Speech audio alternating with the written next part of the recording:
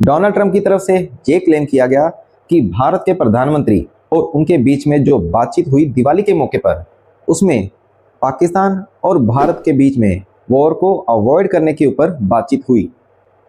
जिसको भारत ने पूरी तरह से डिनाई कर दिया है। भारत का क्लियर ये स्टांस है कि भारत के प्रधानमंत्री और डोनाल्ड ट्रंप के बीच में पाकिस्तान को लेकर किसी भी तरह की कोई बातचीत नहीं हुई है। दरअसल डोनाल्ड ट्रंप अपनी तरफ से ही बातें जोड़ लेते हैं और फिर ये भी एक्सपेक्ट करते हैं कि दूसरा देश भी डोनाल्ड ट्रंप की हाँ में हाँ मिलाए, ताकि वो ये चेक कर सके कि यूएसए का कितना इन्फ्लुएंस उस कंट्री के ऊपर है। मगर भारत लगातार डोनाल्ड ट्रंप के ऐसे क्लेम्स को डिनाई करता आ रहा है। इसी वजह से भारत के प्रधानमंत्री इस बार की जो आसियान समिट होने वाली है मलेशिया में, उसको वर्चुअली अटेंड करेंगे, क्योंकि उस समिट में डोनाल्ड ट्रंप भी जाने वाले हैं और भारत नहीं चाहता कि वहाँ पर कोई ऐसी स्थिति बन जाए जिसको मैनेज कर पाना बाद में मुश्किल हो।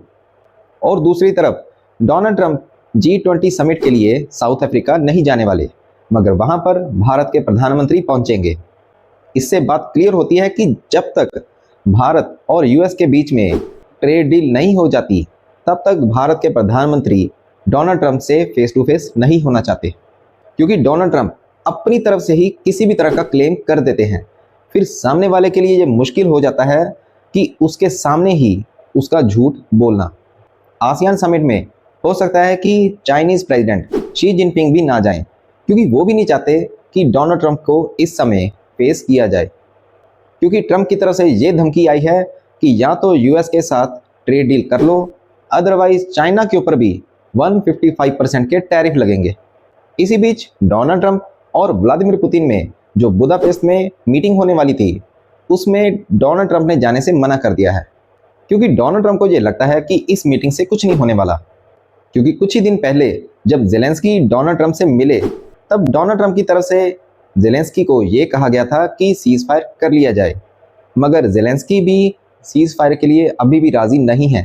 क्योंकि ज़ेलेंस्की चाहते हैं कि जिन जिन एरियाज़ के ऊपर रशिया की तरफ से इस समय कंट्रोल बना लिया गया है, उसको रशिया सबसे पहले तो छोड़े। और ये बात डोनाल्ड ट्रंप भी जानते हैं कि रशिया उस एरिया को नहीं छोड़ने वाला। और इसी वजह से गुस्से में ट्रंप ने ज़ेलेंस्की को ये तक कह दिया था कि पुतिन आपको डिस्ट्रॉय कर देंगे, क्योंकि दूसरी तरफ व्लादिमीर पुतिन भी इस समय सीज़ फायर करने के मूड में नहीं है। इसी को देखते हुए यूएस ट्रेजरी की तरफ से रशिया की 2 ऑयल बड़ी कंपनीज लुकोइल और रोजनेफ्ट के ऊपर सैंक्शंस लगा दिए गए हैं, ताकि रशिया जल्द से जल्द सीज़ फायर के लिए राज़ी हो जाए। अब देखना ये होगा कि डोनाल्ड ट्रंप ने जो विदेश नीति अपनाई हुई है, ये कितना फ़ायदा या नुकसान पहुंचाती है यूएसए को।